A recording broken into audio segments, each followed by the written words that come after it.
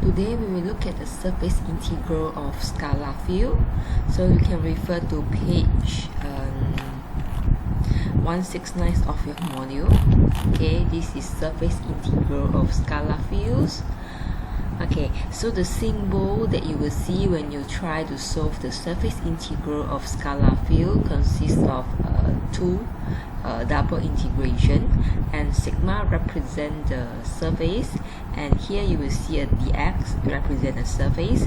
So normally this one will be given, is a function given by the questions. Okay, so let's refer to one example in your module. Example 4.29. Okay, example 4.29.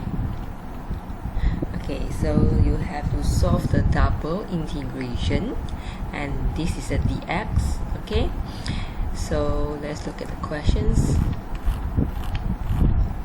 Okay, compute the surface integral, okay, of these functions, okay, where sigma is the first octant portion of the plane, this one.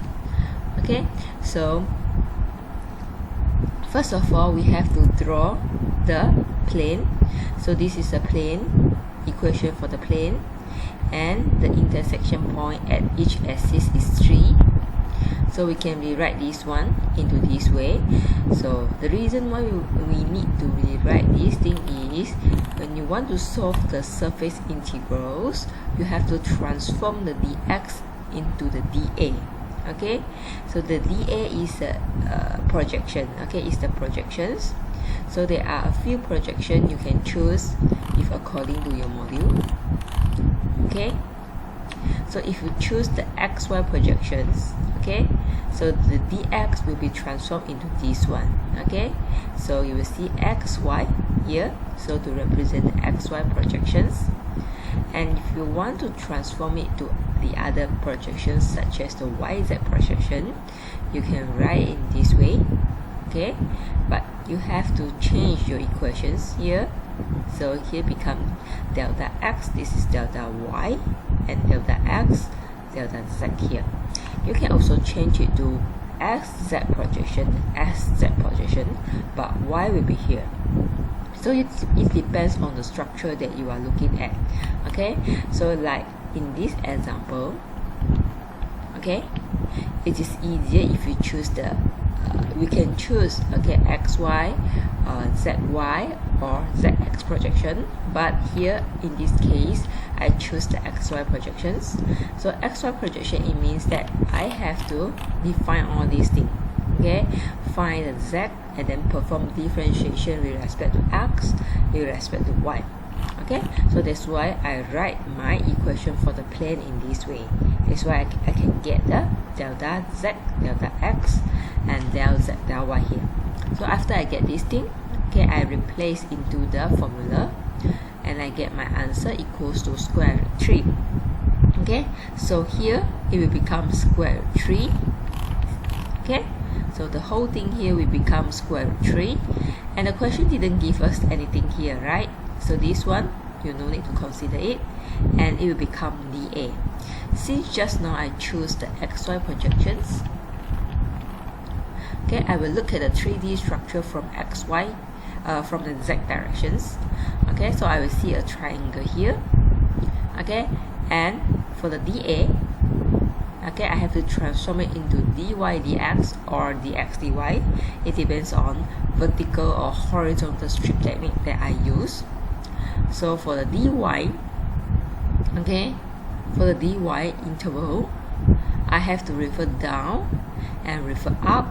When I refer down, I see this horizontal line where the y is 0.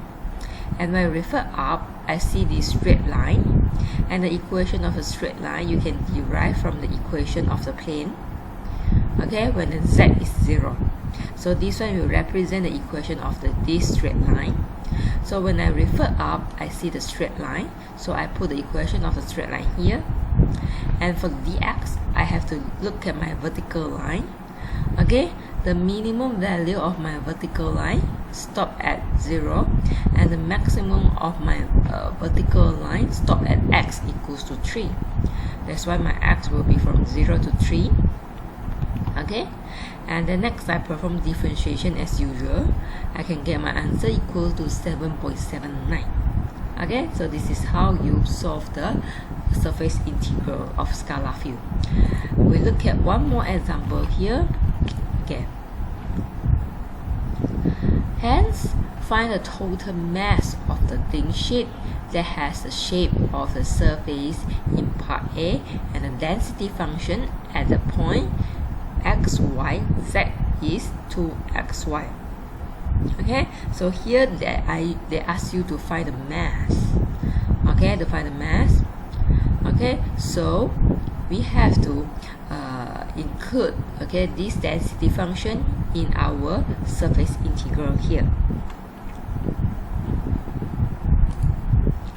Okay, so in this case they give us a density function here to represent the mass. Okay, so this thing you replace it here, and for the dx we need to transform it into dA, right? So this thing will still remain the same like the previous questions. Okay, and the z, okay, the z will be following the equation of the plane. Okay, and the interval still the same. And what you need to do is continue with the integrations. Okay, so in this case, we have two variables here, x and y. So when we need to integrate with respect to y, we need to integrate it manually. We cannot use calculator. Okay, so we integrate it manually, and at the end we will find this thing, 11.691. Okay, which is the answer for the mass. Next, we will look at the surface integral of vector field or flux integrals. Okay, so the symbol for the surface integral of vector field is this one. You have double integration, and this sigma represents the surface, and you have a vector field, and dot product with the unit vector normal n. And here is a dx to represent the surface integral. Okay, so this sigma represents the surface, okay, with equation this, and n is the unit normal vector as I explained just now. So the flux, okay, or the vector field coming out from the surface can be oriented in two directions, okay, which is upward directions and downward directions. So normally the question will specify it. Okay, so when they specify the upward or downward, you have to find the unit vector normal by using two different equations. Okay, two different equations. Let's look at one example. It'll be easier for you. Okay, 4.31, page 174. Okay, 4.31. So now you have a surface, and the surface is belong to a plane z equals to this one, and the interval for x and y has been given. Okay, and given this is the force, and assume that n is the unit normal vector oriented outward. Okay, oriented outward. So let's see again. What happened is outward. Outward means upward. Okay, so you have to apply these equations. So you have to evaluate this one. Okay, so like I mentioned, this is the outward. Okay,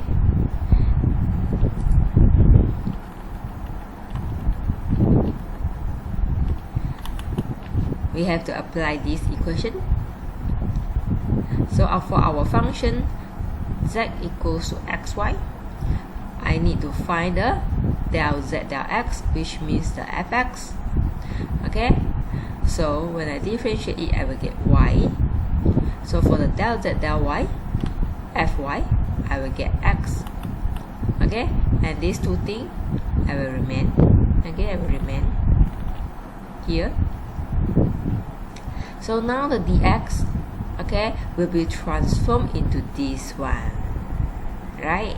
This is what you have learned in the previous section, right? So this thing will be replaced here. Okay, and your f is given by the question, it dot product with the n and the dx. So dx will be replaced by this one. Okay, and the unit vector n is the whole thing here. Okay, so this thing will cancel out with this one. So you left the dA here, and also you left this part here. Okay, so when you dot product, it means that the I component multiply with the I as well as the J and K component. Okay, so here you have J and K, so this one you can ignore it. Okay, you just multiply them and then add them together. Okay, when it becomes dA, it means you have to define the xy interval. For the x is 0, 1, y is 0, 2. It has been explained, okay, in the questions. Okay, x and y. So you continue the integration. First of all, you have to do it manually because it has two variables. And after that, you can press calculator, okay, to get the answer 0.5. Okay, we look at one more example, 4.32. Okay, which one? This one. So compute the flux of water.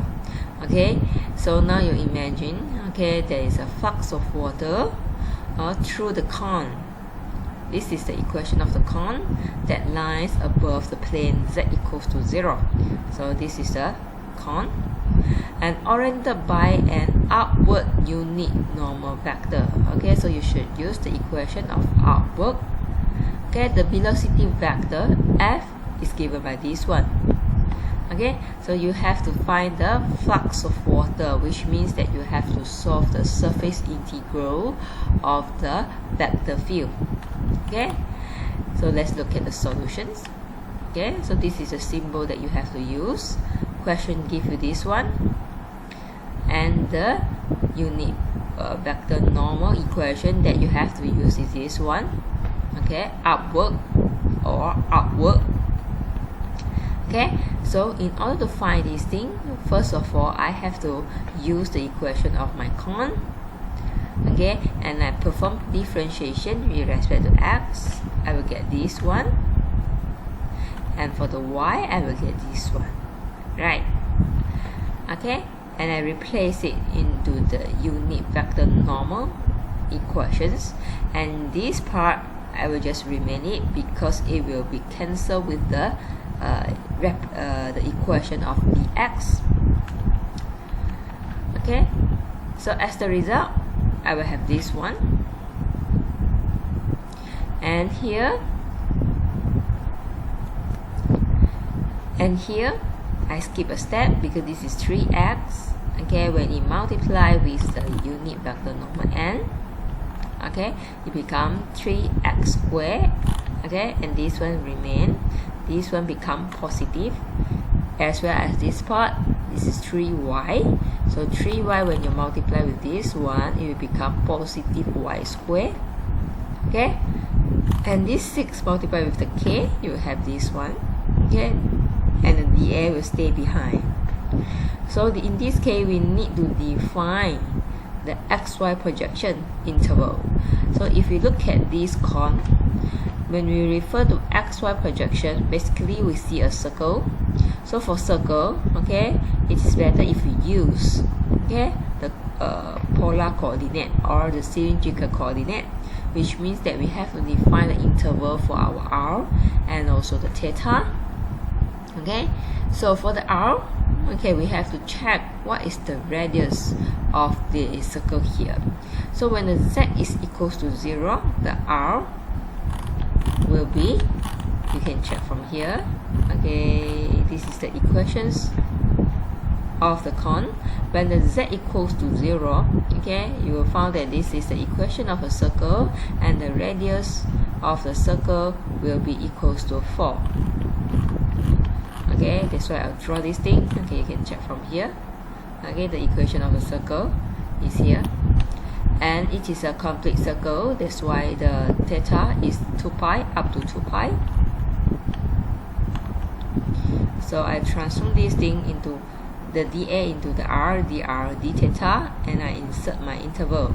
And for this part, I have simplified it. If you check, okay, I add both of them together. Okay, so when you are dealing with the r and theta, you have to exchange the x and y into its respective representations. Okay, so this one will become r squared, and this one become r. When you solve the double integrations, okay, from 0 to 4 and 0 to 2 pi with respect to r and also the theta respectively, okay, you will get 112 here at the beginning for the r, and then okay, you will get 224 pi for the answer. And this meter cube per second is the unit, okay, of flux of water coming up from the cone. Okay, so it means that in 1 second there are 224 pi, okay, meter cube of water coming out from the cone.